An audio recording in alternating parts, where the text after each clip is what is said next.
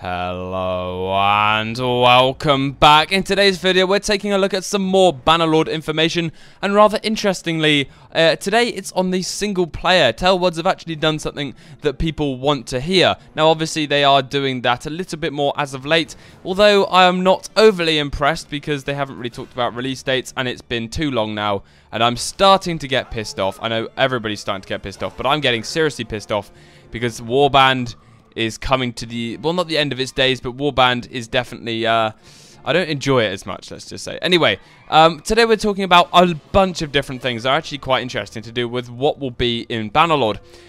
So this main thing that they're talking about is something that is a new currency, and it's called influence. It can be earned by serving your kingdom in various ways. You can destroy bandits or enemy parties by raiding, capturing enemy settlements, etc.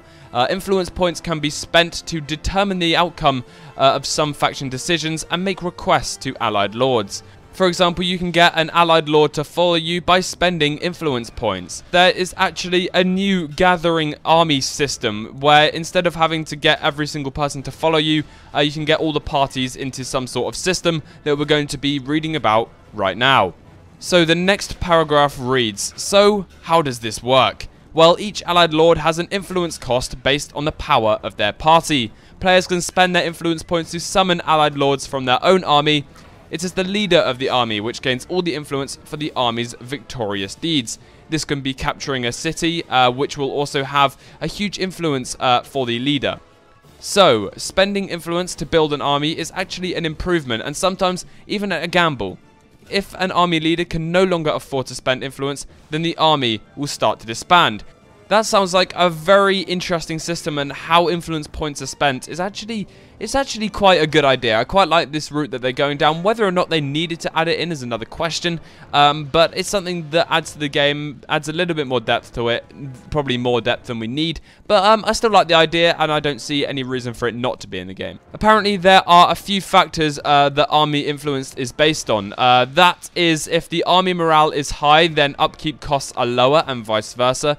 The distance from their hometowns and how long they've been in fighting.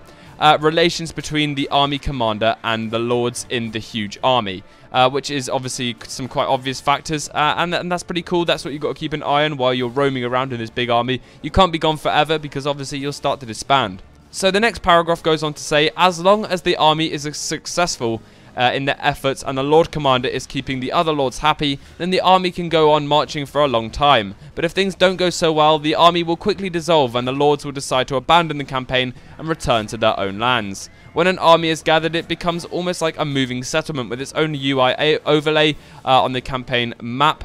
The UI basically shows the army morale, the lords and their parties, the food supplies, the marching speed, that the players can actually see their factors affecting marching speed, which I will assume things like river crossings and forests, maybe in really hot temperatures they'll move slower, things like that. The UI also shows portraits of the lords which are currently part of the army and their current relations with the player.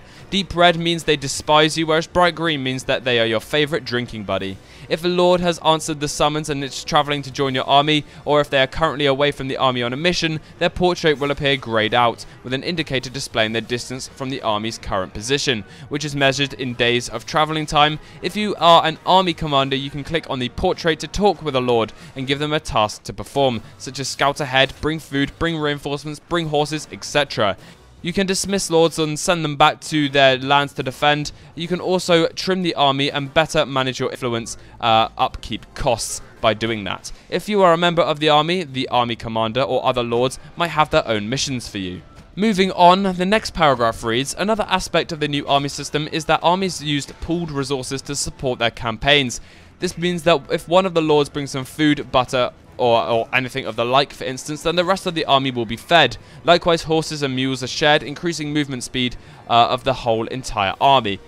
Pretty cool.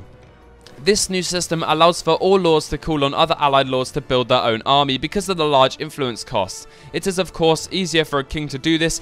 However, there will certainly be times when some more powerful lords will have more influence and money than their liege and will be able to amass their own powerful armies to take on a campaign. It also makes it possible for players to try their hand at an army management relatively early in the game before they have a chance to climb to the top of the kingdom. It goes on to say, we feel the new influence on army gathering systems better simulate the historical feudal system. When the player becomes part of the kingdom, they have their obligations of their liege to carry out. This system allows players to pay for the benefits of being a lord by supporting their liege and fellow lords in a military campaign, while building up influence within the realm to serve their own purposes. So that was Bannerlord dev blog of the 5th of October 2017, and I'm not going to lie, I'm getting fed up with these dev blogs.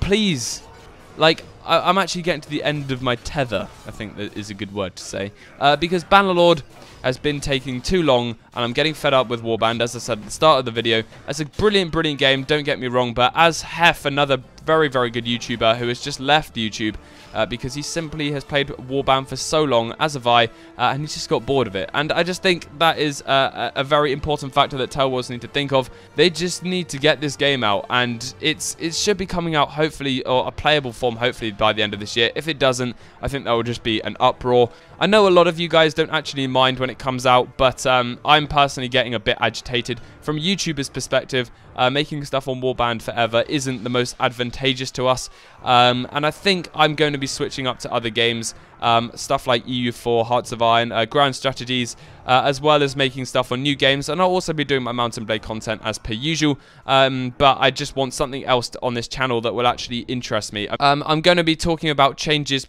probably in a separate video, which is going to be cool. I want to do a bit of real life stuff, not that you guys probably will care too much about it, but I want to do it anyway because why not?